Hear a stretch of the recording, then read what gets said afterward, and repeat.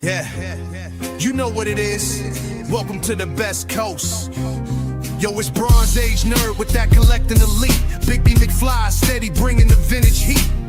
Pull up a seat, we diving in the stacks. Silver to the bronze, got the knowledge on tap. From Kirby's Kings to the mutants, wow. We breaking it down in that laid-back style. So grab your snacks, let the panels unfold. This is comic book chilling with the stories we told. Comic book vibes, we flipping them pages. Legends and lore from all the ages. Golden to the modern, we talk that news. With Big B McFly and the nerd cut loose. Yo, you tune into that Bronze Age flow. Where comics live and legends grow. Big B McFly in the cut, let's fly. Best coast, baby, comics are what saved me. Big B, yeah.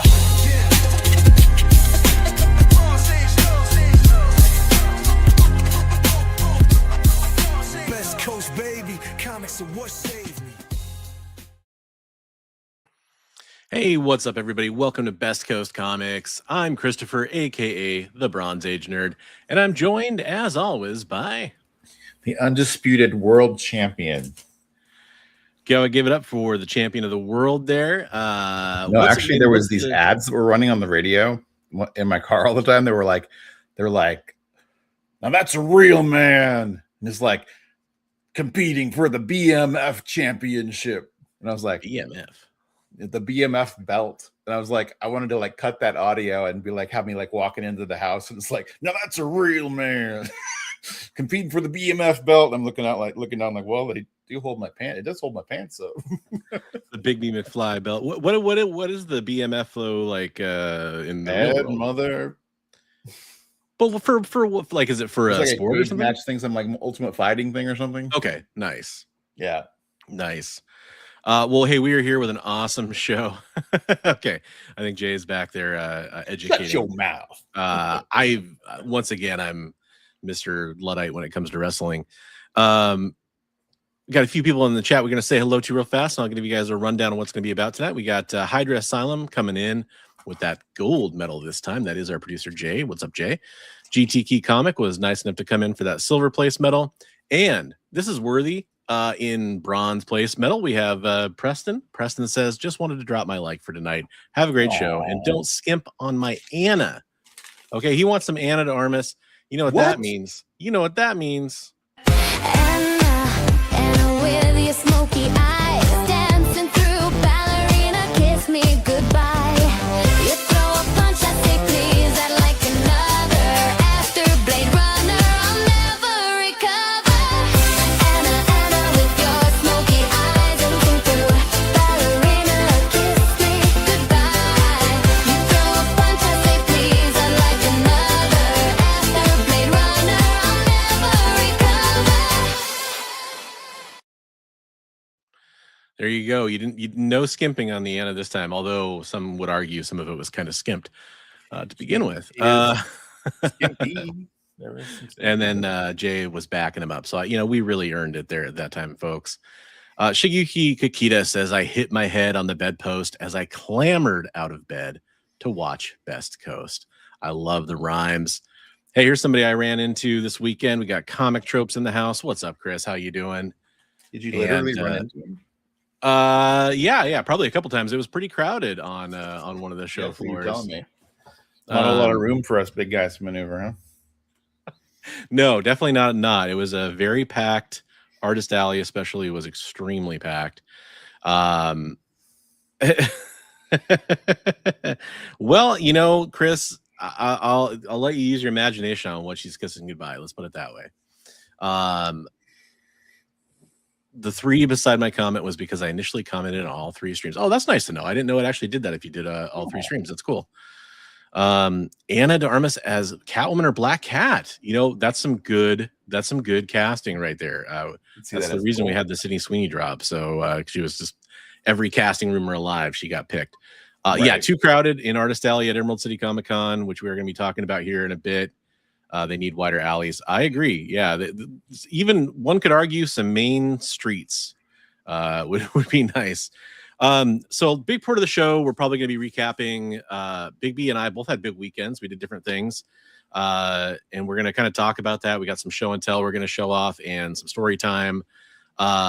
we will talk about a little bit of the news. There wasn't a ton. Some of the things I'm going to talk about that I brought to bring up are actually related to stuff that happened at Emerald City Comic Con. I'll let you all be the judge of how important that stuff was in the greater scheme of things, but I think they're interesting stories. One involves a celebrity, and one involves con policy and some cosplayers who were part of a booth, and I'll let you judge on that. Yeah, so I guess, so my big thing is I went to, the Mike Richardson stuff was the big news for sure. We're going to talk about that too for a little bit. My big story was I obviously went to Emerald City Comic Con. I was a panelist on Saturday, and I'll kind of talk about that as we get to it. I went also on Friday because I was lucky enough to be able to go for a while, and I thought I'd like to go and see it when it's a little less crowded. I'm really glad I did that. It afforded me some opportunities. Bigby, do you want to talk about your weekend and what you did?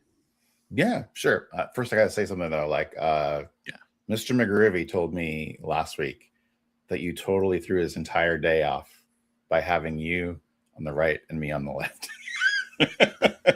He's like, that's not how it's supposed to be.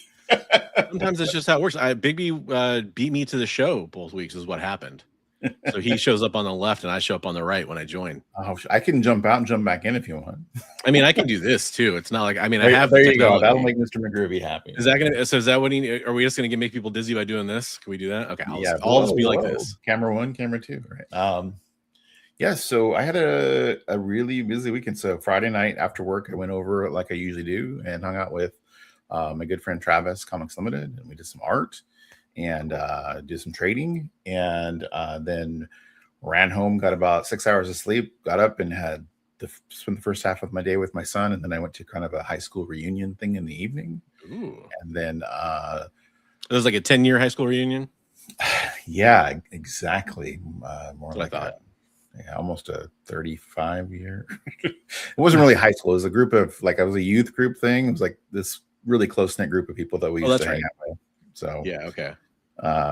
But it was really, really fun. And then got up early and drove to just past Olympia a little ways, and had a lunch with Aaron Psychotronic Squirt Gun and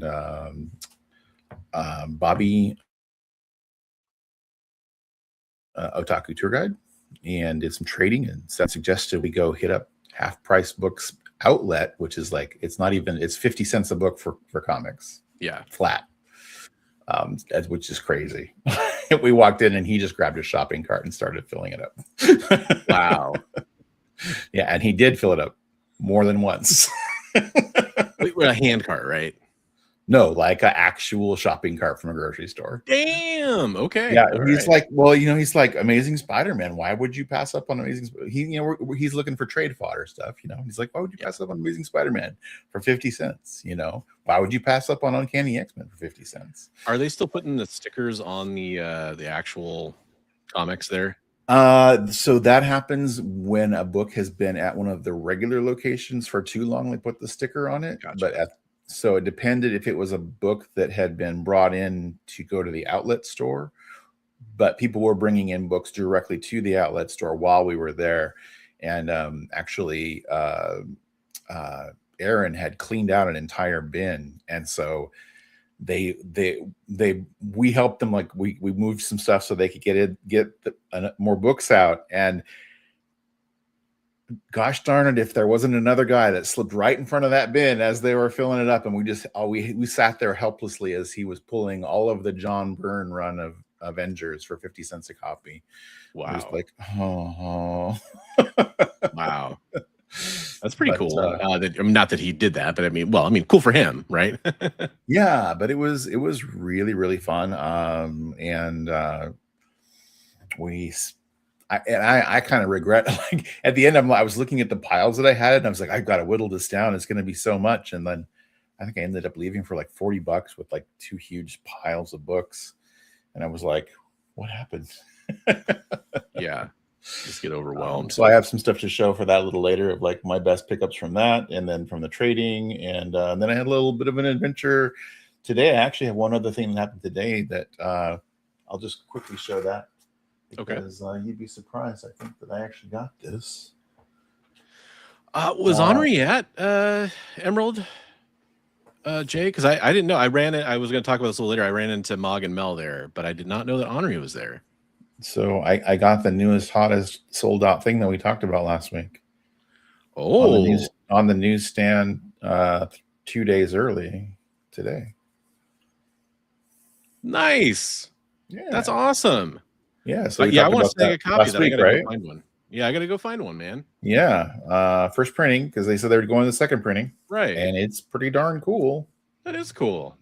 It's very full Congrats, color all man. the way through. Really neat.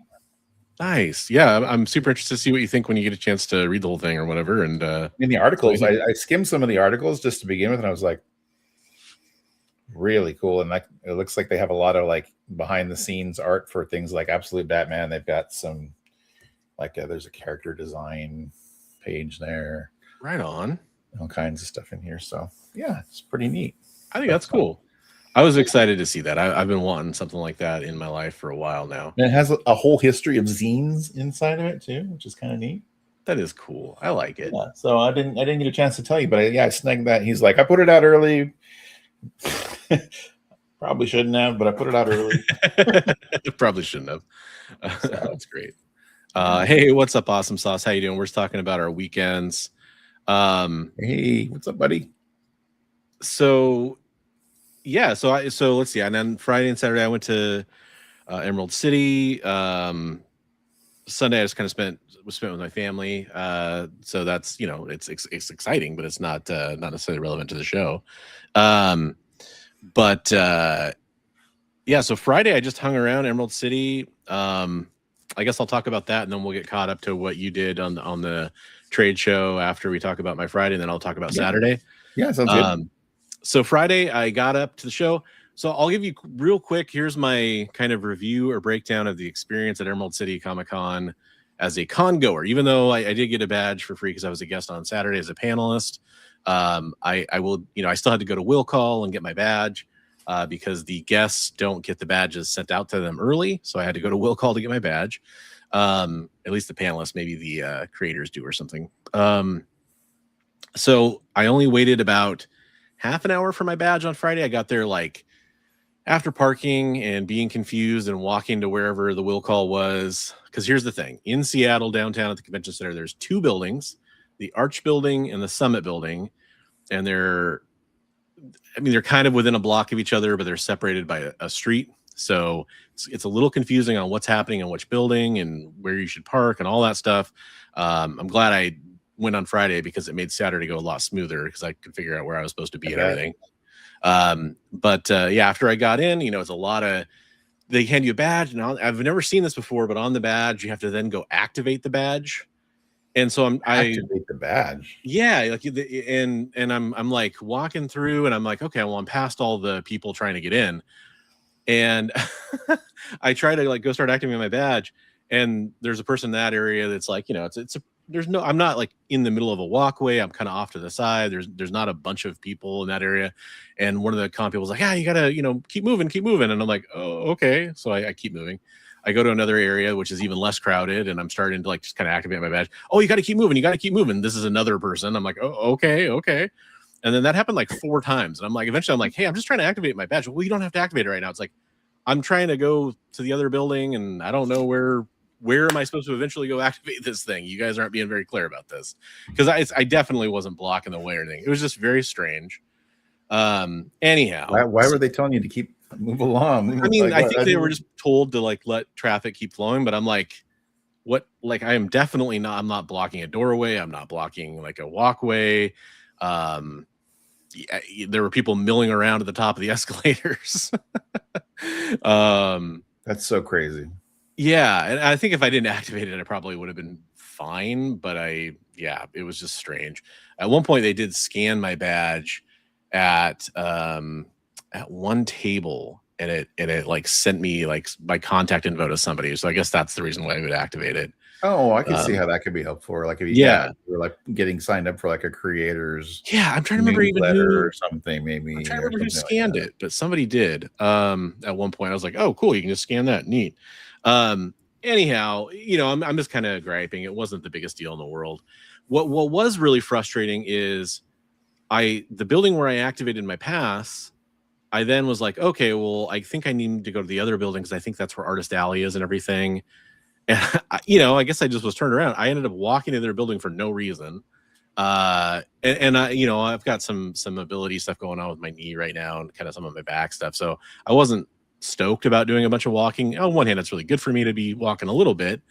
But I didn't want to kill myself walking around a bunch right at the beginning. So I walked to that building. I go all the way to the top floor just to find out that it's not Artist Alley. That's where the celebrity guests are, which I don't really care about. And so then I ended up having to go all the way back over to the other building. And not only go to the other building, go to the other side of the other building because it's the other side from where Will Call is. I'm like, okay, great. Oh, no. Finally, I get in. Okay, I know, kind of boring story, but it's just a lot of walking around. Multiple times going through security, which actually was really easy for me. You walk through a metal detector, and as long as it didn't set it off, they didn't care.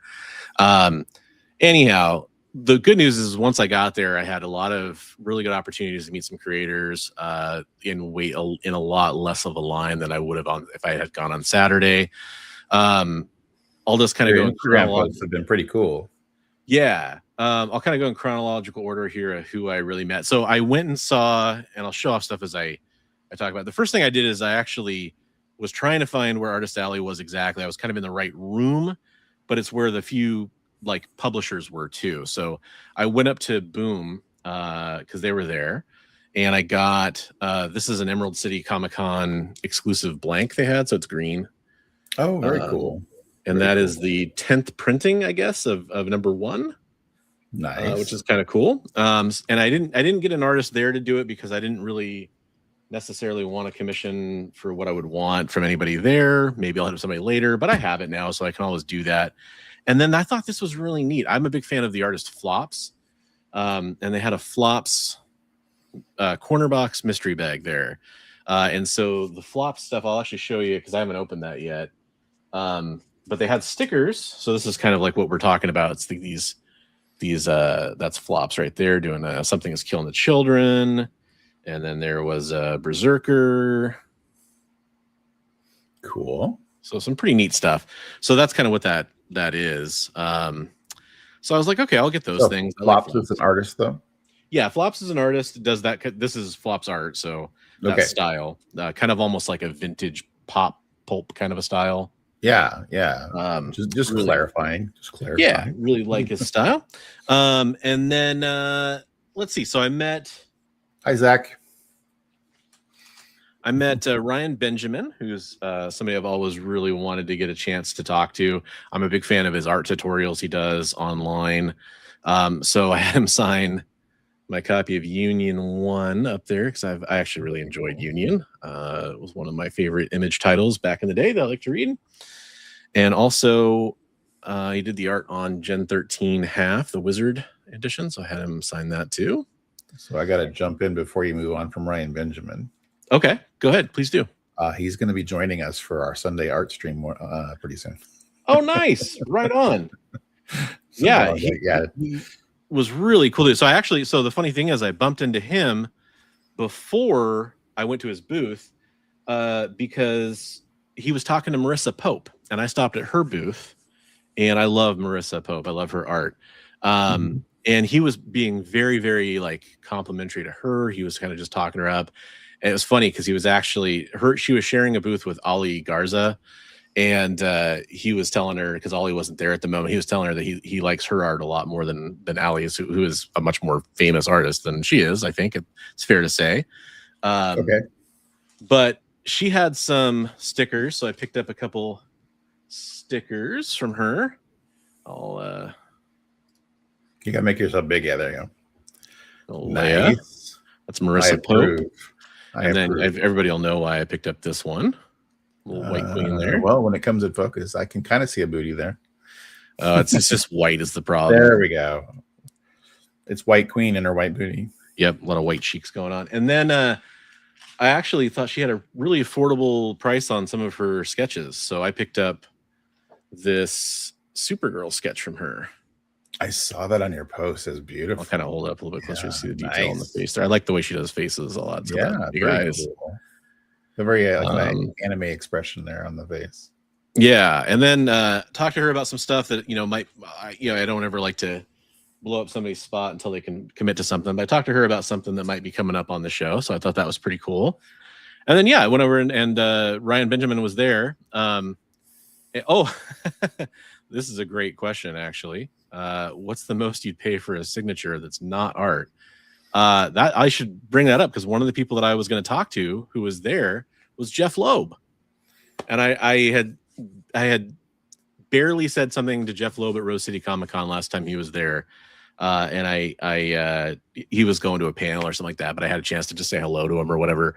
And this time I wanted to go up and get a couple signatures, so I brought my Hulk #1, the Red Hulk cover. I brought King Size Hulk, which I've had Arthur Adams, who did some interior art on that, and I had Frank Cho, who did the variant cover I have. I had him do a signature on it. So I was like, oh, I could get Jeff Loeb to sign my King Size Hulk, which reprints a lot of cool Hulk issues like Hulk 181 and stuff. And I also brought one other book for him to sign too. I can't remember what it was off the top of my head. But I had these 3 books, and I was like, oh, I'll go have him sign these. Jeff Loeb was charging $45 a signature, or $40 a signature, which to me, for a writer on a book, is insane. This is a convention, by the way, where you have Chris Claremont, who's charging $15 a signature. And you know what? Jeff Loeb, I know,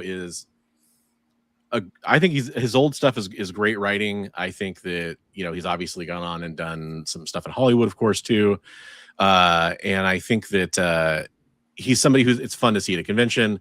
I think any writer charging $40, and I'm not talking about CGC witness books. I'm not talking about certain books he asked for more. Those were more on top of this, if I'm not mistaken. I just saw the raw signature $40, and I was like, nope, I'm out.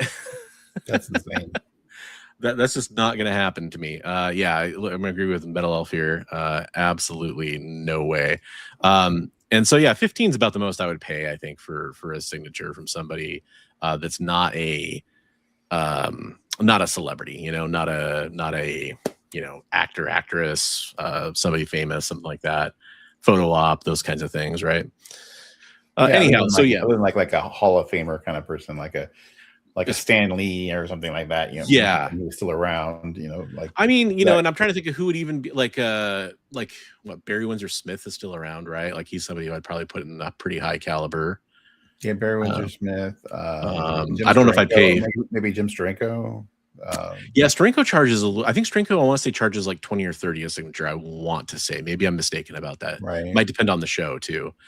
And I think that those guys, you're getting a 20 or 30. I think you're starting to get pretty up there. I mean, a lot of times you have more than one book you want to get signed in. They're charging, $40. That's a lot. It's a lot, man. Anyway, all that to get to the point I was going to say where I did run into Ryan Benjamin before I went to his table.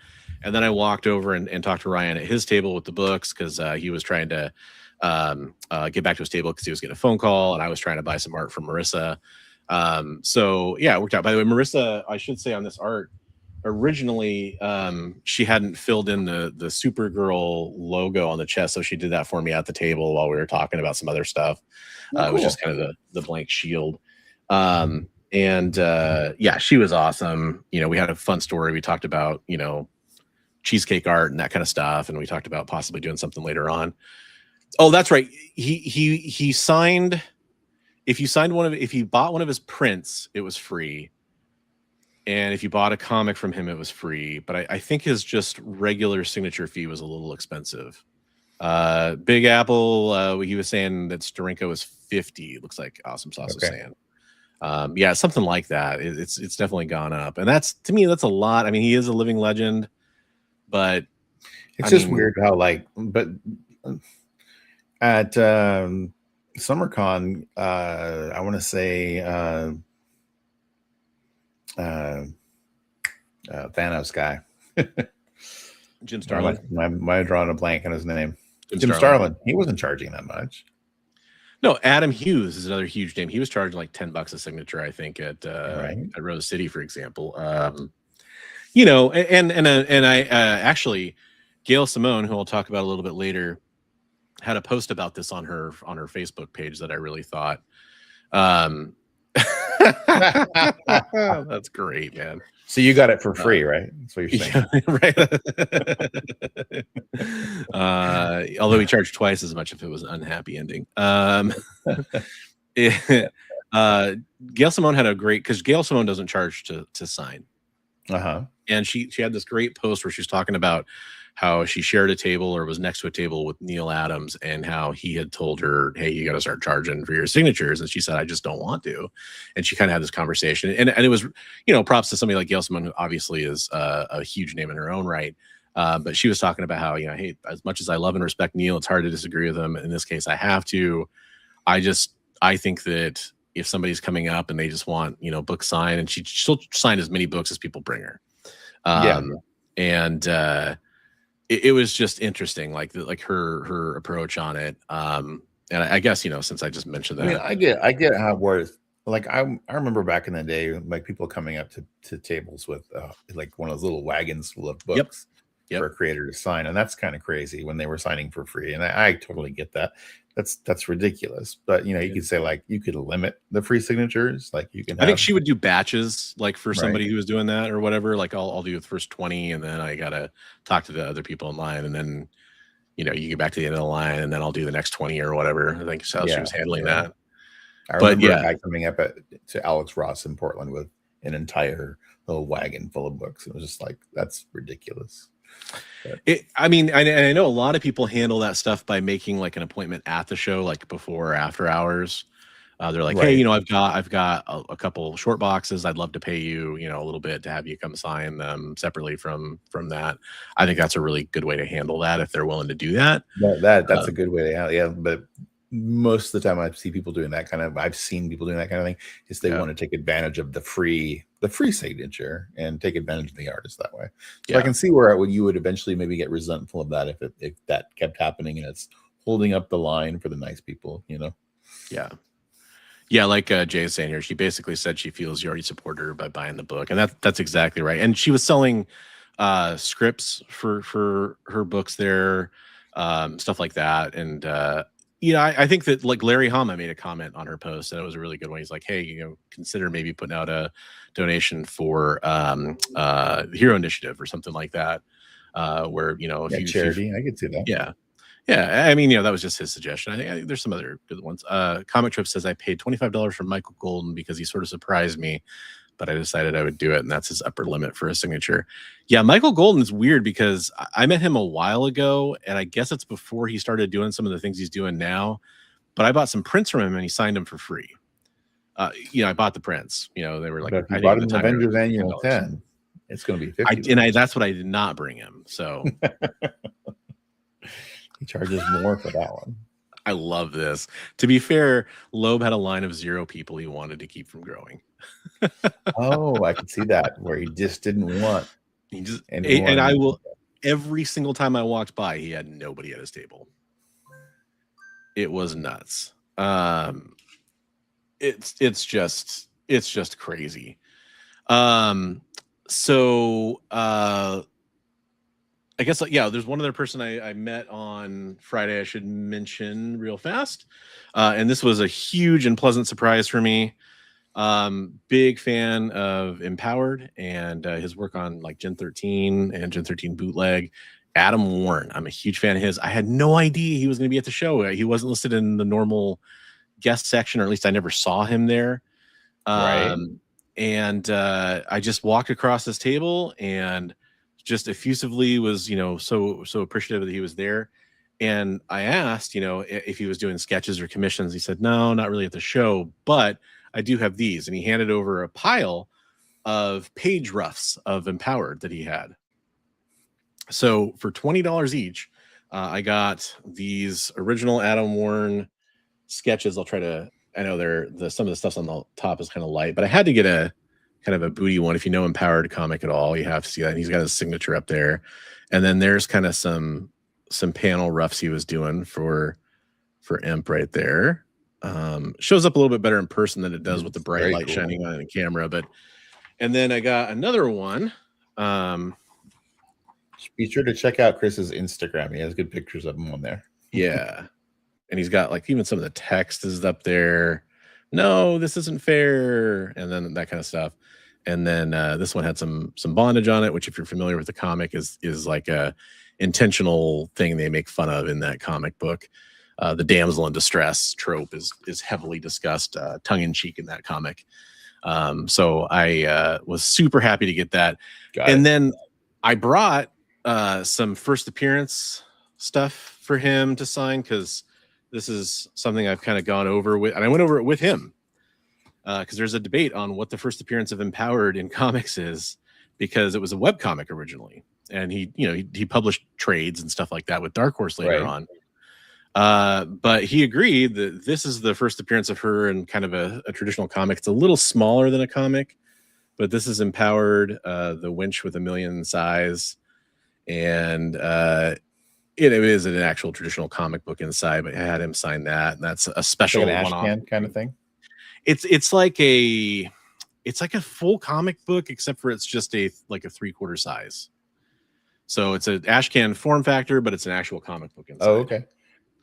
And then there was another special I had him sign, which is 10 questions for the Made Man, which is one of the other characters in the comic. So I had him sign that one.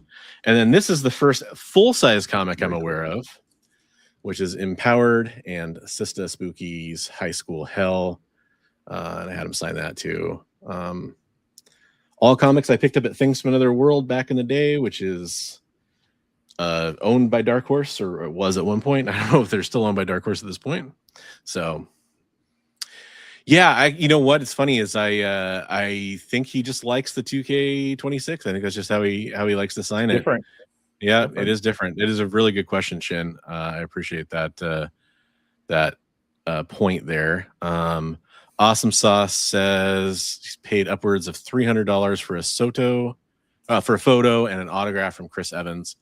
Yeah, and I mean the celebrities thing, it's a different ballgame. Like Hayden Christensen was there, and I know that he was charging hundreds for like photo ops and signatures and that kind of stuff for items, and that's a completely different ballgame. But for comic creators, I think I'm kind of with Chris. I think $25 is probably my upper limit, except for maybe Steranko, maybe Barry Windsor Smith. I'm trying to think if there's anybody else that's kind of in that caliber that would be, that I don't already have a signature from. I think that's probably about it. Anyhow, that's kind of. I think Starlin is in that caliber. I think he's in that caliber, but he doesn't charge that much. And right, yeah. But I would say he's in that group. I 100% agree. And for me personally, even though I know a lot of people wouldn't put him in the same stratosphere, Larry Hama would kind of be in that group. By the way, I like how Larry does it. Larry does if you want it signed to you, like if you said, hey, 2 Big B or 2 Bronze or whatever, he'll sign that for free. I think the first couple or whatever are free. And then if you want it just a regular signature, he charges for that. I think it's, $10-15 or something like that with him. And then it goes up from there. Wow. Tropes, are you serious? I think that's for Absolute Batman #1 specifically. Him and Snyder both charge more for that one. I think especially if it's going to be graded, like witness grading. Wow. It's not $200, but it's something expensive. Okay, it's like no, wow, but it is something they do charge more for it. I was seeing like on some forums, some people were talking about it. I want to say it's like 50 or 80 or something like that. I can't remember. That's crazy. Yeah, so it's pretty nuts. But anyways, that was kind of my Friday, and I did go again on Saturday. I got a lot more to talk about there, but I want to make sure Big B gets a chance to talk about. I didn't get this Friday, but I did get this the Friday before from Trav in a trade session. So there you go. Absolute Batman 4th printing Virgin Foil #1. So that's the Jim Lee, right? No, this is Dragotta. Oh, that's Dragotta. Okay. Yeah, the black and white edition. So yeah, nice. Cool. Right on, man. So that's pretty cool. So I don't really have a bunch to show from trading with Trav or anything. I didn't want to be able to talking nonstop for a while. I don't know if you want to fast forward to your comic swap experience. Or... Did we mention, or did that? No, that happened on Thursday. So Thursday, I went to that store where we were talking about unfortunate experiences, and I happened to find they had in their bargain bin a run of Haunt by McFarlane. And I noticed 2 of the books were signed. And I was like, sweet. So I took them up to the register and with a bunch of other stuff and was buying them. And then the guy ran across the first signed book and he's like, well, that's not for sale, and especially not to you. I was like, it was in your bargain bin. So yeah, well, that was interesting. We just add that on the unfortunate experiences thing. So, you know. Not to change the topic here, but Awesome Sauce does bring up a good point about Frank Miller kind of being in that strata as well. I think he's pretty damn close to there if he's not in there already. Yeah, he's up there. Yeah. Big B, why do you keep going back? Because I keep finding stupid things for stupid prices. So yeah. And he missed the second autograph, and it turned out they were Greg Capullo autographs. So you know, those are good ones. Ones. Did it have some Greg Capullo muscle sweat on it too? Probably, yeah, just dripping with sweat. Had to wring it out. No, but yeah. So that was just but I got a whole giant stack of Haunt for less than cover price. I mean, that's awesome. A pretty good book. Yeah. So yeah, very low print run, and it's McFarlane, and it's part of the Spawn universe. So and Kirkman too, right? What's that? Wasn't Kirkman like a? Kirkman was writing it. Yeah, I've got the books right here, a stack of them. I can show a couple of them. I gotta be honest. I guess that's the one book of his I never really read besides Battle Pope. I never read most of that. I just read like the first issue. He missed drawing Spider-Man, so he made a image Spider-Man. That's kind of, there's more of what that character looks like. He's got these weird ectoplasm web things because he's kind of a ghost. I remember the ads were everywhere, so I saw a lot of the like. Yeah, so I got all the way down to like issue 6, and then I went way through the run. Here's another one where he's kind of doing the Spider-Man thing. Yeah, for sure. And yeah, so a lot of McFarlane did a ton of the covers, and then Capullo, and it's like I said, I keep finding dumb things for dumb prices, so I can't not go back. It's part of the price I have to pay. The owner is going to kill you one day. He sounds terrifying, says Trumps. It's going to kill me one. Yeah, people will go in the back issue bin, and back issue in my head will be on the wall. But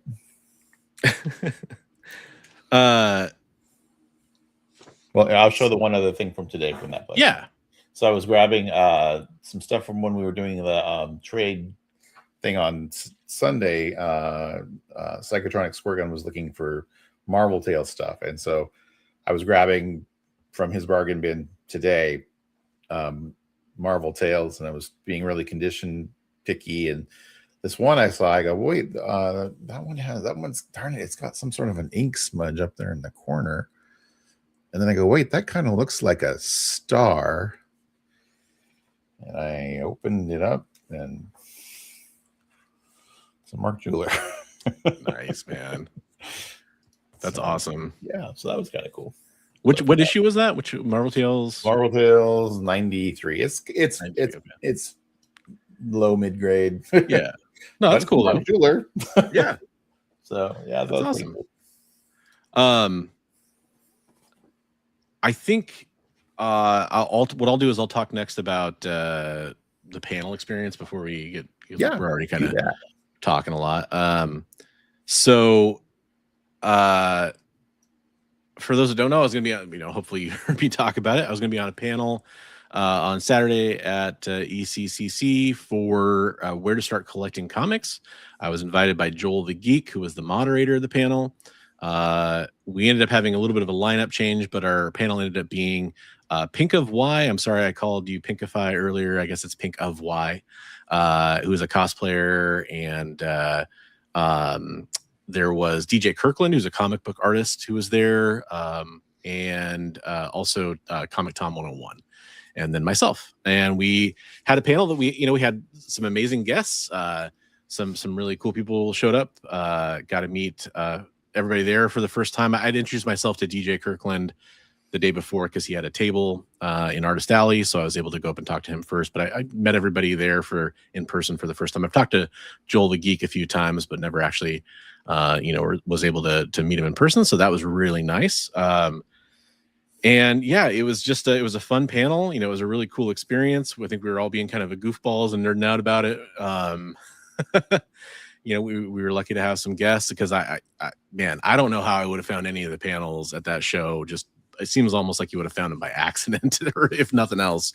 But we were way up on like the top floor, next to top floor of one of the buildings in a meeting room that isn't obviously labeled unless you're specifically seeking it out. So really thankful for anybody that showed up to that.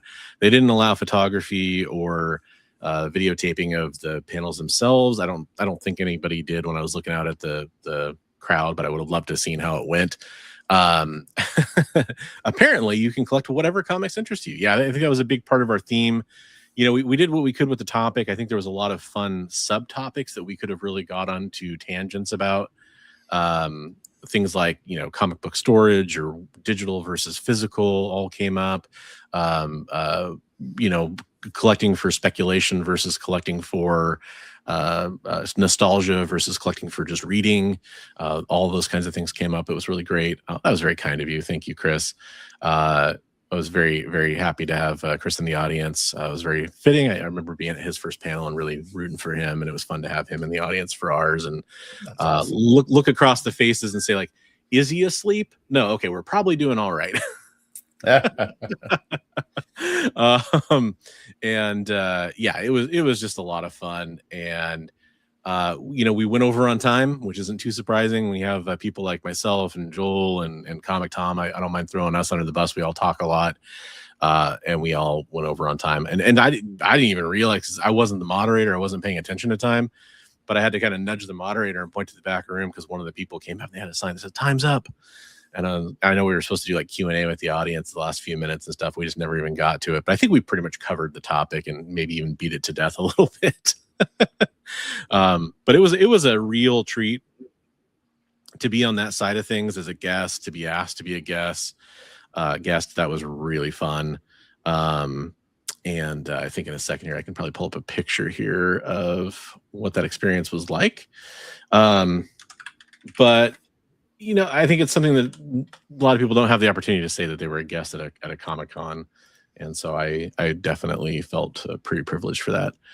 Would you rather host a panel or participate now that you have done both? I think the best I could hope for would be to kind of do a combination where it's almost like a round table with the guests. If that makes any sense. I think that's a really fun combination to like be part of the conversation, have it be less formal than than some of these other things are sometimes. Hang on, I'm trying to share this picture here because somebody was nice enough to send one along. And now it's loading. Loading. Let's see if I can do this without revealing my phone number and stuff. So there's a picture of the panel that somebody was nice enough to just send me. Nice. There you go. Thanks, Chris. I appreciate that. But yeah, that's DJ Kirkland there on the left. And then there's Comic Tom writing some stuff down. Pink of Y, some nerd that's from the Bronze Age. And then there is Joel the Geek there on the right in the purple shirt. So highly appreciate it. And again, I just felt happy that we had some guests there. That was really fun because I was like, man, nobody's gonna show up. And then thankfully we had some butts and seats. So I really appreciated that. Yeah, it was a fun experience. Shiggy had a good question for you. I also have to know if Comic Tom is as high energy in real life as he is on video. He's 100%, and I've heard this about him before. I was familiar with it. We know somebody who actually works with Tom, for example. We have a mutual friend that works for Tom, and I've kind of that's just who he is. That's not a personality thing that he's putting on at all. I mean, certainly he knows how to be on camera, and I'm sure that some of it's. I've seen him be low key before too, but yeah, he does. Yes, he's excitable. Yes, especially when he's like at a show, and I'm sure he's like ready for. I had a super interesting original interaction with him that is just for me and him, and it was really funny, and I'm sure it's going to come up again if I ever see him in real life. But I will say he was collecting some comics there, and he was buying some comics, and he was buying a bunch of ASM, and he was showing it off. He's like got, you know, first Madam Web, and he's got, you know, first Hobgoblin and stuff like that. And he was talking about stuff he was buying down on the show floor, and he was all excited about it. And you can tell he's just a comic collector nerd, just like we are, you know. Right on. So that was really fun. Yeah, just shout out to all my panel mates and everybody who came. It was a lot of fun. But yeah. And then so yeah, that was kind of my panel experience. I have other stuff to talk about with what I got on the show floor and show off some original art and some signatures, but I've been talking for a long time. I want to get back to Big B. I know you're jumping forward to Sunday or whatever. Why don't you tell me about anything else that happened at this meetup of the community we went to? It was a lot of it came together at the last minute, as these things kind of do. I was going to say there was one thing you didn't talk about that you were critical of at this show, was there was no Big B with snacks and juice boxes for you. That's true. That was a real problem on Friday when I didn't get to Chris Claremont stuff yet. I'm jumping around, you know, typical ADHD fashion, but I waited in line for like an hour and a half to meet Chris Claremont before I left the show on Friday, because I was like, it's just going to be insane on Saturday. If you know, I may as well, because I went to go to get in his line because it looked really short, and I found out it was because he was going to a break. I came back at the end of his break, and there was a sign that kind of extended his break time. Like he must have texted, like, I'm going to be an extra 15 minutes or 20 minutes or something. So they wrote down a new time on his thing. And so I was like, well, okay. And I went and met a couple other people. And then I came back and I'm like, there's a line, but it's only 30, 40 people, something like that. I'm like, I know he takes a lot of time with each person. It's a long line to stand in, but I knew it was going to be even longer on Saturday, and I knew I was going to have stuff going on where I may not want to wait in line for hours. So I just bit the bullet and waited. But man, my feet were killing me. I was starving. I needed caffeine, so I was missing Big B's con present there quite a bit. Friday was the weird day because I knew people at tables. Like there was actually some people I could have like went and chatted with, and I'm pretty friendly with a few of the people that I see regularly, like at Rose City and stuff like that. But nobody that I knew outside of that. I didn't recognize anybody just walking around the show floor. So didn't have any like personal connection with anybody, which I missed. Saturday I did get more of that, thankfully. But yeah. Nice. Yeah, so we got together we met in the parking lot of this restaurant that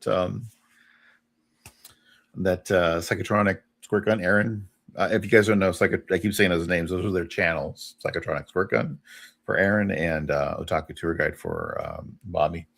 And we had on Otaku's channel, we had done a video where we had showed some books that we had, and we would each express interest or non-interest. And his whole goal was he wanted to downsize his collection because there's a possibility he might be moving soon, and he wanted to focus on Superman. So I brought a bunch of Superman stuff, and we did some trading. So I'll show some kind of highlights of weird odd things that I got, like like a Amazing Spider-Man book and record set. Ooh, yeah. That's cool. Nice, man. Kind of weird, but he's like, those are fun, I don't know where I got this, but you can have it now. Awesome Sauce. I think I might know who you're talking about. I think Big B and I both kind of know that person, if it is who I think you're talking about. But no, this is somebody different. I got a 10-cent Detective Comics from him. Ooh, right on. Pretty nice shape too. But, yeah, it looks like Brooks, clean colors and stuff. Yeah. It's got a little E written up here. I don't know. Mr. E. It stands for excellent. Excellent condition. That's right. Yeah. Edgelord, Dark Knight. He had a lot of things like normally I wouldn't pick up. But he had this is a Philip Tan remark. All right. I love Philip Tan. Yeah, on Spider-Man. I was like, oh man, remember he did sign it. It's like really tiny. He signed it at the very bottom. Okay. So yeah, so Philip Tan. This one kind of an odd one, but Bernard Chang signed. Yeah. Up here at the top in gold. I don't know if you guys can see it up there. It's all across the logo, but he's cool. Yeah, so Bernard Chang. I like his art. This one is Dustin Nguyen, I believe. He signed up the side there on the there. Gotham. Nice. Hey, what's up, Damien? How you doing? A second printing of the first Court of Owls issue. Oh, hell yeah. Yeah, right on. A Moon Knight key from the Bronze Age. Yeah. First Midnight or something. Yep. I remember that blew up when the show came out. Yeah. Right before. Some Frank Miller Daredevil. Yeah. With that Canuck in there. The old knucklehead. Speaking of Jim Starlin. Oh, nice. Avengers Annual, important part of the Thanos storyline. Yeah. This is one of the bigger keys that I got. It's really, really rough, but first appearance of Metamorpho. Yeah. So, yeah, I mean, that's still cool, though, even if it's in rough shape. That's hell yeah. Some John Byrne X-Men. You know, I love my John Byrne. Yeah, definitely. I guess he said he's in that conversation, too, by the way, for the one. He doesn't sign anymore, does he? He doesn't. Yeah, he doesn't do cons, right? Right. Book I've never really thought I'd been on the hunt for, but first Dr. Afro. And that's the first print, right? Yeah. Nice. That's awesome. A book I have been looking for. She's a cool character. Seriously hunting for it, but I've been like, oh, if I find it, it'd be nice. Secret Wars #2 is first God Emperor Doom. Yeah. So he was showing some of those on the video, and I was like, there's one that I want to get. I think it's 2. It's the first appearance of God Emperor Doom. He's like, oh, I think I have that. So nice. And then this one's kind of a cool one. Mm-hmm. Yeah, I love that cover. And this one is a key because it's a weird key, but this is the first appearance of Spider-Gwen and Jane Foster Thor in the background on Halloween. Yep, it's a very strange issue. Yeah, so there's there's people who try to say they're in costume, but no, they're actually walking around as them. Right. It's like there was no Spider-Gwen before. Yep. So that's a weird one I've been trying to find. It's also a pretty low print run, if I'm not mistaken. Yeah. And then King Size Annual #7, Fantastic Four. Yeah, you got some good stuff, man. And this is the coolest thing. I think it's kind of oddball, but do you know who Richard Corbin is? I'm sure a lot of people in the chat know who Corbin is. So this is a book called Bloodstar. It's a big hardcover book, but it is considered to be the very first. I want to be really careful with it, but the very first graphic novel. Oh, that's cool. And it's from 1976. It's hand numbered inside, limited to 5,000 from 1976. Wow. It's worth a fair bit of money. And so somebody has gone to the trouble of putting the Mylar that they put on them and the dust jacket protector. The dust jacket protectors. It was really.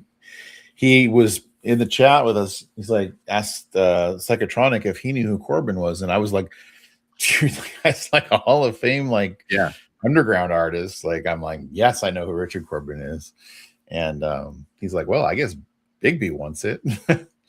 The art is by Richard Corbin, and it is written it's art by Richard Corbin, and the story is Robert E. Howard. Wow. Oh, okay. Yeah. Even better. Yeah. So it's illustrated by Corbin and written by Howard. Damn. That's really, I hadn't heard of that book before. That's really cool. Yeah, neither had I. He was like, hey, do you know what Bloodstar is? And I was like, no. And he's like, do you know who Richard Corbin is? And I was like, yeah. And so I typed it in and I'm like, oh, that's a serious book.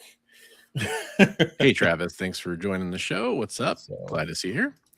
I looking it up, I see people offering it around. Some people offering around the $200 mark. So, wow, that's cool. Pretty cool little item to pick up. Hell yeah, man, that's awesome. Says it's an adaptation of a Robert E. Howard. There we go. I think we'll be okay, man child. Appreciate it. Did Sabrina Carpenter send you? I like that song. She does, man child. Yeah, very fun. Yeah, we're getting pretty close to the end here, so I will show off the rest of the stuff I had signed, and then I'll kind of show off the original art I picked up. You got some great stuff, man. Yeah, I got a couple other things for the end, but we'll okay, cool. We'll do another round of back and forth then. Smaller things. Gotcha. Four smaller things. So I'll show the sticker real fast. I mean, the sticker is not the exciting thing, but I got a piece of art for my daughter. This is a sticker of Harley Quinn, obviously there. Try to get that in focus from Agnes Garbowska. And there's her QR code and her name if anybody wants to look her up. But she does, really cool. When she goes to these shows, she usually brings like little sketch cards and stuff. So I got a little Pinkie Pie sketch card for my daughter from her. And it's not going to show up very well on the camera because of the light glaring off it, but it's got like a little gold metallic ink laid into it too. It's kind of hard to see there, but again, you guys check out Bronze's Instagram. He's got really good pictures of all the art and stuff on there. So. Yeah, I'll make sure to post that up. But she was really excited to see that. And then on Saturday, Boom had, this is a comic ECCC exclusive line bag for Something That's Killing the Children that was limited. And it's like, you know, it's got the ECC exclusive there. I don't know if these blew up and were being resold or not. I haven't opened it yet. I haven't had time to do any of that. You meant to say mystery bag, right? I did mean to say that. Yeah, that's a good point. Yes. It's a mystery pack. And then I mentioned Gail Simone earlier, but there's Adam Hughes, Uncanny X-Men 6, 1 in 100. I saw that when you posted it. I was like, man, I'm jealous. Yeah. I talked about the Ryan Benjamin stuff. I got to meet Terry Dodson. That was really fun. I've always wanted to meet Terry Dodson. Nice. Had him sign a Harley Quinn #1. That's her first ongoing series. And he did the cover on that, as I think the interiors too, if I'm not mistaken. Nope, just yep. Yeah, he did. Him and Rachel both did the interiors on that. And then one of the other people I got to meet, who I missed at Rose City Comic Con, I don't even know if he had much time at his table there, but David Finch had him sign some Aphrodite 9. So this is the dynamic poses. He signed it in green down there. Oh my goodness. And then I had him sign my favorite Aphrodite 9 cover. I'm sure people can guess what that is. That's Aphrodite 9 #0. He also signed that one in the green down there. Just give everybody a little close-up of that. Yeah, there you go. And then just a little close-up. And then another cover of David Finch's I love, which, you know, people are going to be surprised by, and that is Psylocke #1, which is, you know, just kind of a nice why book. You like that one so much? I don't know. It's crazy, right? And then he signed that one in purple, which I thought was really cool. That lavender color. Speaking of lavender and purple, I got to meet John Zhang, who my daughter's a huge RC fan from the Transformers. He donated the art. 100% of the sales of this comic book were donated for breast cancer charity, and that is this awesome metal RC cover. And I brought it there for him to sign. Cool. And he said he signs these for free, which I didn't expect to have that happen, but that was really cool. And I'll be posting up a picture. I've been slowly posting the pictures from the con. Tomorrow I'll have pictures of him and I got a picture of that too, which is really neat. And then I mentioned Chris Claremont. I had that chance to meet Chris Claremont, had him sign some books. I'll show the books real fast while I'm telling the story. Got first appearance of Guardian from Alpha Flight there, X-Men 109 signed by him. I wanted, with both Gail and Chris Claremont, they've both, my favorite character is Cyclops, right? My second favorite character is Rogue, which they both love. Obviously, Chris Claremont, you know, created Rogue, co-created Rogue. There's a first full appearance of Alpha Flight, which I already have the cameo signed by him. There's 121. So I went up to both of them and I started giving them a hard time about Cyclops. And it was very fun, very funny interactions I had with both of them. Actually, by the way, Chris Claremont said this is one of his favorite covers. This is Wolverine #8. He said he's always loved this cover. I love that cover. Yeah. He said, if you thought Wolverine next to Scott was ridiculous, you know, and the size difference. So if Rogue is your second favorite, does it mean that I have to make Cyclops my second favorite? You don't have to, but you can if you want to. I mean, I have to. I mean, if you were smart about it, I mean, you would find that that's true. And then this is the last if one. I was an intelligent, if I was a smart man. No, I'm just kidding. Everybody's free to love whatever X-Men they like. There's so many good ones to choose from. In fact, I've kind of famously said my least favorite X-Men is Storm. However, I still love Storm. Like, so just take that with a grain of salt. It's so like anyhow, saying, like, yeah, I had a great interaction with flavor of ice cream, but I still love ice cream. Like, yeah, great interaction with Chris Claremont. Great interaction with all those creators. Actually, Gail Simone had a lot of fun moments talking to them. I will say this: you consider this a scoop if you want, kind of. I asked Chris Claremont, he was kind of looking for some clarification I was looking for on the Cyclops thing I talked to him about. Basically, because he's famously said he doesn't like how Cyclops left Madeline for Jean when she got resurrected and X Factor and all that stuff. It's all out there. You can go read interviews where he's talked about it. And I said, have you forgiven Cyclops? And he said, it's not my place to forgive him. I don't write him anymore. That was fair enough. And I said, okay, but just if you were to write Cyclops, is there anything you would change, or how would you? He's like, well, I'd have to kind of think about that if I was paid to be doing it. And they said, well, actually, and he's like, no. And I said, you got to tell me now. He's like, I can't.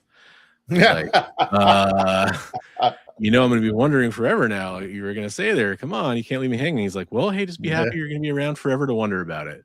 It was a very nice thing of him to say, but there's something about how he said it in the context that almost made me wonder if he was going to say he is going to be writing Cyclops again. Maybe I'm reading too much into it, but it's almost like, and then he realized he can't say that. You kind of realize like, oh, maybe other people will hear me say this or whatever. Also, to be fair, I have a YouTube channel. He didn't know that, but I would go tell people if he did say something like that. I'd be like, hey, guess what Chris Claremont said? Unless he told you to keep it on the down low, right? Yeah. Hey, have a good night. Awesome sauce. Yeah. I mean, I of course, if he said it was off the record, but he wouldn't know it was on the record. Anyhow, I want to make sure I show some other stuff. I know we're a little over on time. I got I forgot to mention at the beginning of the show, by the way, we're not only streaming on my channel, Bronze Age Nerd, we're streaming on Big B McFly's channel. We're also streaming on the EXP. All of the links for those channels are in the description below. Go check us out on all those if you're not already. However, one of the shows on the EXP is called Sketch Up with Mog and Mel. And Mog Park is the artist in the duo there. And she was a concept artist like on Game of Thrones, the TV show for production for that, for example. And she does a lot of great art and commissions. So she had some stuff that was at her table, and I saw this piece and I had to get it. I love the play on what she has going on here. So pick this up from Mog Park. So it's Power Girl with a whip, because there's kind of like a little play on words there, right? Power Girl. And I also love her signature. It's a little cat there. Nice. But yeah, that's so I got that from her. I know the contrast just doesn't want to show up very well, but she's I'll make sure to post a picture of that on my Instagram. Keep pointing people to your Instagram. Yeah, exactly. To the Discord server. Discord server would be a great place to look. So I have 4 other things from. Oh, I've got one last thing, and then I'll be done with my stuff. Sorry, buddy. No, you're all good. You're all good. I just want to make sure that I don't have to come back because the transitions take longer. So Chris told me that there was going to be somebody there that he wanted to go meet, and Tashio Maeda is a legend in the manga world, and it's not something that I'm necessarily extremely interested in personally. However, I think its cultural impact was undeniable. So he said he was going to go swing by Tashio's table, and I was like, yeah, sure, I want to go meet this guy. The reason he's famous is because he's the guy who created tentacle content. So he's essentially the father of hentai. He is called Uratsuka Doji. Yep, and he is also known as Master Tentacle is another thing he's known as. He was a super nice guy. We got to meet him. We got to meet his assistant. We got to meet, hear a little about the history and the lineage. Chris is very, very knowledgeable about this kind of stuff. Just throwing that out there. No, but I think we were just interested as fans of art and history. And he had these wonderful pages in front, and then he had this page of cheaper art. He's like, there's some cheaper stuff here. And for $80 a page, he had original like 80s manga pages. Cool. I have to cover something up on this page real fast. Did you just realize there was some inappropriateness? No, I knew there was, but I just knew I could. I bet it was a butt. I bet it was a butt for some you know, reason. maybe. But I'll just show this off real fast. So this is straight up from the 80s. That's beautiful. Yeah, just really cool stuff. And Hey, for $80, man, to get a page from somebody that's, I mean, it's really kind of He's historical. kind of a Hall of Famer as far as that field. Yeah. That's Yeah, cool. and I mean, it's just like it's kind of like taping it together on the back there and stuff. I mean, it's just a very very So he had edited the panel, wasn't he? yeah, and you'll see the reason why when I show it to you later, because I can take the post-it off now. But I know Chris got a page too, and was very excited. And it was just, you know, we got pictures with him. He signed it was a really cool experience to meet somebody like that. That's really cool. A master. And I mean, how often are you gonna get the chance to meet someone like that? Just not very often, I feel like. So but yeah, I guess he's a Northwest native now. So that's cool. I mean, interesting. I wouldn't have known. It's really cool when you have somebody like Chris to hang out with. We all have our own little specialities and what we know, and you know, drag each other around and be like, hey, check this out, you know. So yeah. And in fact, when we were so on Sunday, we all ended up at, like I said, Half Price Books, digging through the bins and everything. And one of us would throw something out and be like, hey, this is important because yada yada. And the other people were like, for real? Like, I had no idea. And so we were all like, you know, learning from each other as we were showing stuff off. Yeah. So one of the things that I found when I was digging through is there a little stack of these, and I ended up giving some to Aaron, Psychotronics working. But these are they're a little smaller than normal comics, and they are given out on military bases. They have I've seen those before. Yeah, those are cool. So they have the PX up here so they can, you know, it's for soldiers to be able to read comics. Have a good night, Shen. So so those are kind of neat. And they have a little value to them because they're an unusual thing that's usually given out overseas or, you know, on bases. So kind of neat. And there was a little stack of them in the bin.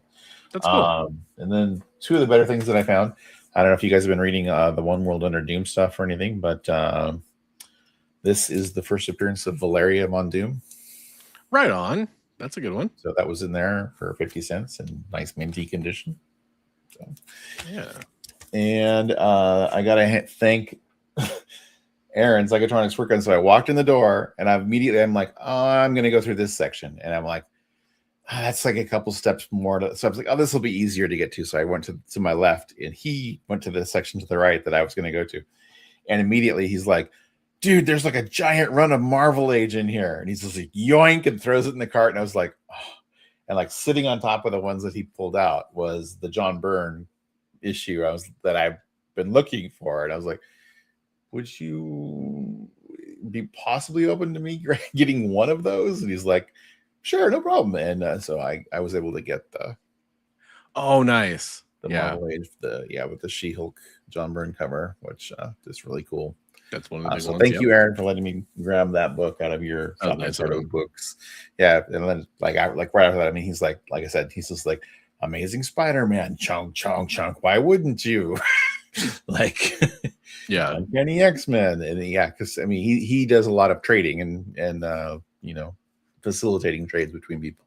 So he's like, I'm always looking for those kind of books, and so he's like, this is the one to come to, is the outlet, because instead of being half of cover price, everything is 50 cents. So it's a great price. I mean, you know, comics don't get much cheaper.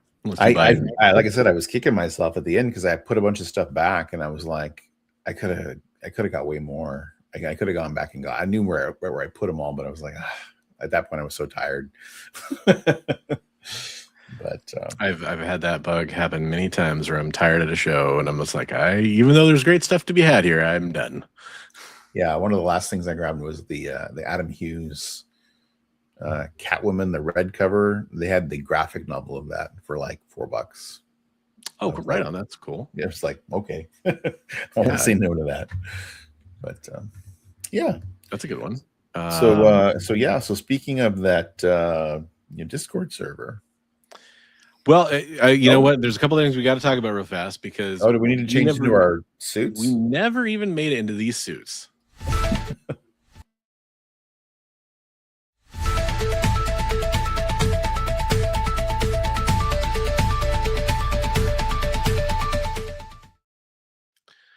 All right, I promise I'll change out real fast.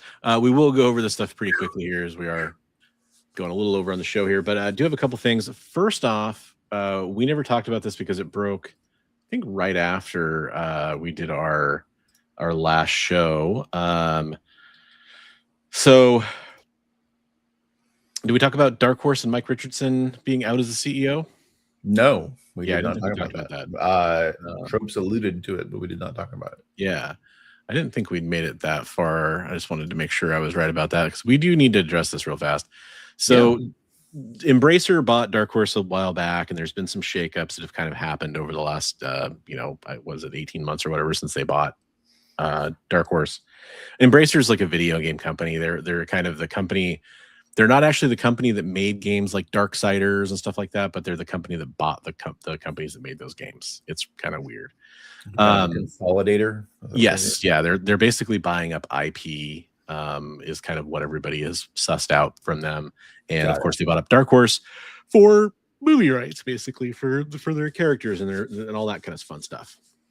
Excuse me. So it's interesting. Yeah, they bought them back in 2022. They are ousting Mike Richardson, who's who created what's going on over at Dark Horse, has been a huge part of that. His love child. Yeah. I mean, just an absolute, what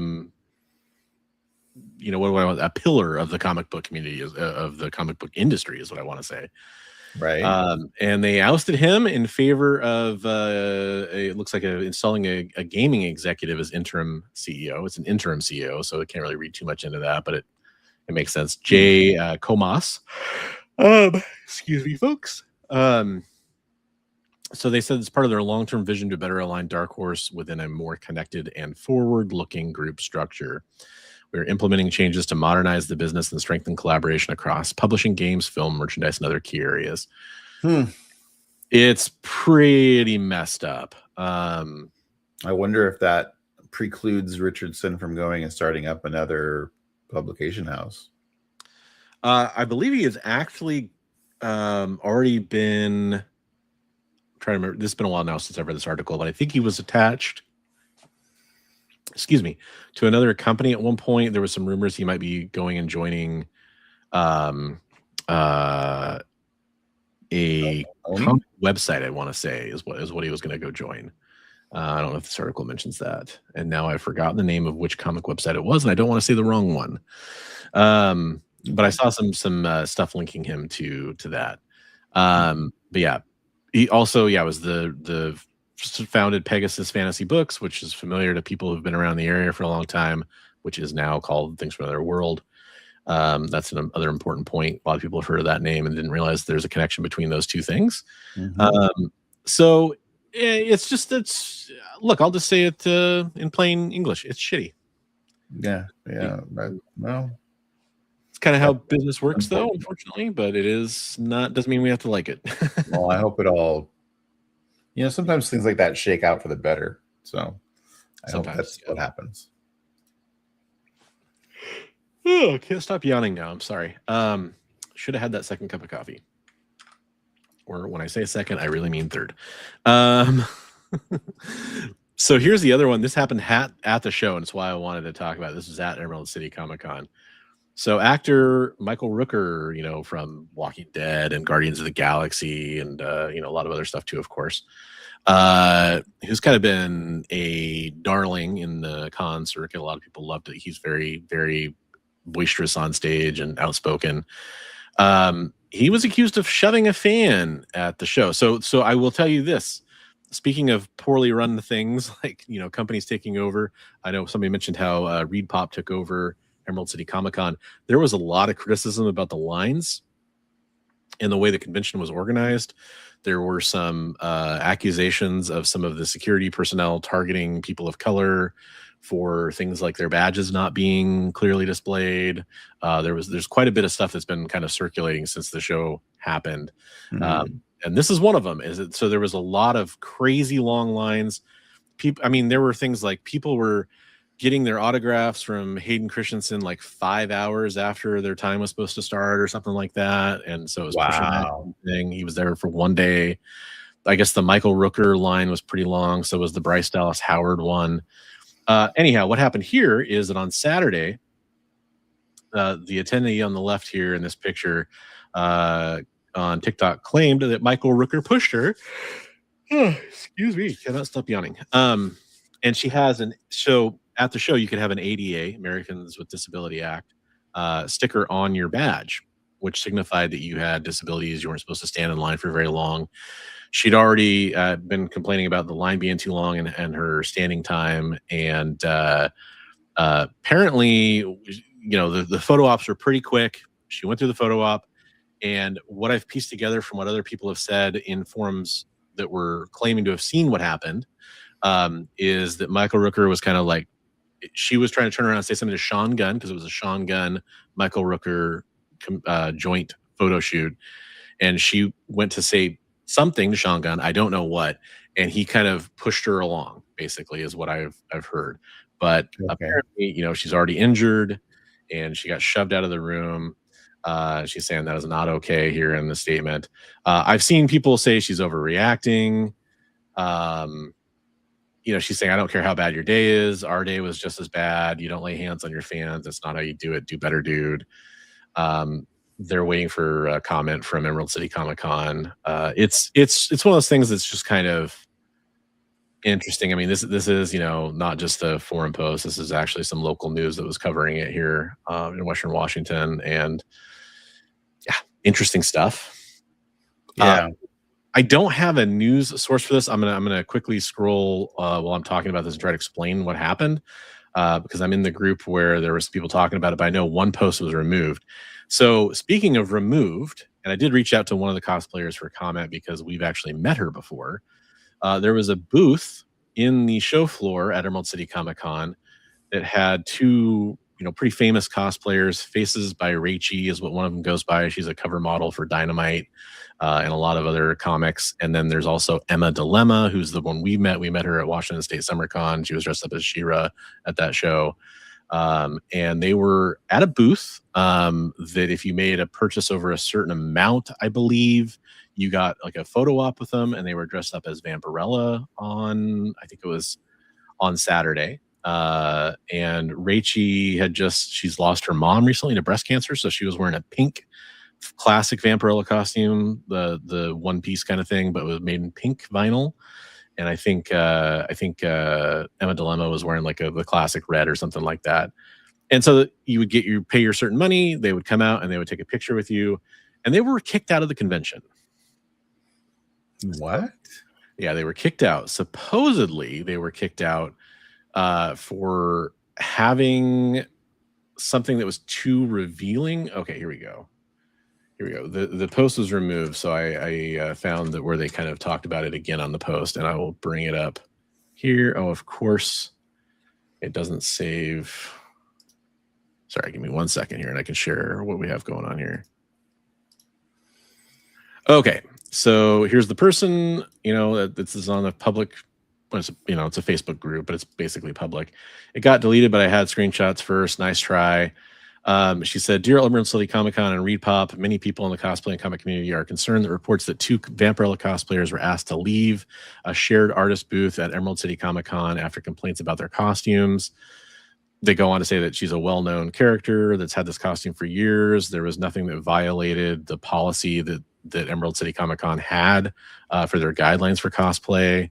The skimpy outfits are allowed as cosplay, essentially, is kind of what they go on to say. And this post was removed from this group, but this is part of a fan group, which apparently it got removed because this person says some posts get flagged as spam and are hidden until an admin can look at it. The only post I've deleted was one with name calling. And so this person's reply now is standing. But I'm going to scroll down here because I think there's a picture that somebody posted of the cosplay. And I know both cosplayers talked about it briefly on their social media. I reached out to one of them for comment, didn't get a reply in time for the show. Here's the cosplay in question, for those that are wondering. Which, you know, I mean, that the person on the left is a person that got their photo op taken with Rachie there on the right. Right. You know, it's kind of what it is, right? It's I'd say that's pretty standard. Yep. Yeah. You know, love it, hate it, whatever. But there were a couple comments from people saying that she adjusted her costume at a couple points, and they thought that maybe that was a little revealing. I don't know. It's kind of a weird thing. I think that it kind of threads that line between. I think that if you're going to allow cosplay, you have to be universally allowing it. If you're saying that there's no restrictions, and maybe there was some, you know, revealing costumes at Emerald City Comic Con, let's put it that way. And if those people weren't asked to leave, then they shouldn't be asked to leave either. The one thing I did see that was kind of interesting is I know that there was supposedly, I don't know this for sure, a ban on booth bunnies. This is kind of a term that's been used for that before in the past. And if that's the case, I could see them being removed for that reason, because if they were sponsored, attractive women that were there for the purpose of promoting the booth, that's kind of a booth bunny. So then again, you know, Rachie's been on, I think, hundreds of comic book covers at this point for cosplay covers from like Vampirella Comics and stuff like that, Red Sonja, all kinds of stuff. So you could make the argument, I mean, like, that she's just, they're celebrities for the of the comic community. Yeah. So interesting stuff. I don't really know where I fall on it, but I thought it was worth pointing out. And if I do get an update from Emma about that, because you know, we're friends on Instagram or whatever, I'll let you know if she replies with any more information. I know they were hanging out with Rock DeLynn after they got kicked out, which is kind of funny because they were posting it like from a restaurant outside the show. She's a comic book artist, if you're not familiar. She's a really good one. Rock DeLynn, I don't actually pronounce it, but she was really nice. I said hi to her by the show, by the way. Yeah. Oh, I guess I should also mention I there's other people I ran into that I should probably point out. James Foster, Nerdy Musings, got a chance to meet him. That was really, really amazing. Really nice guy. I was happy I got a chance to bump into him. A few fans. Small fella, huh? Pretty small guy. Yeah, he's a very, very imposing figure. He would do great in some cosplay. Let's put it that way. Yeah, he could play Hercules or something. Yeah, yeah. Huge. Or the Hulk, or you know, whatever. Yes.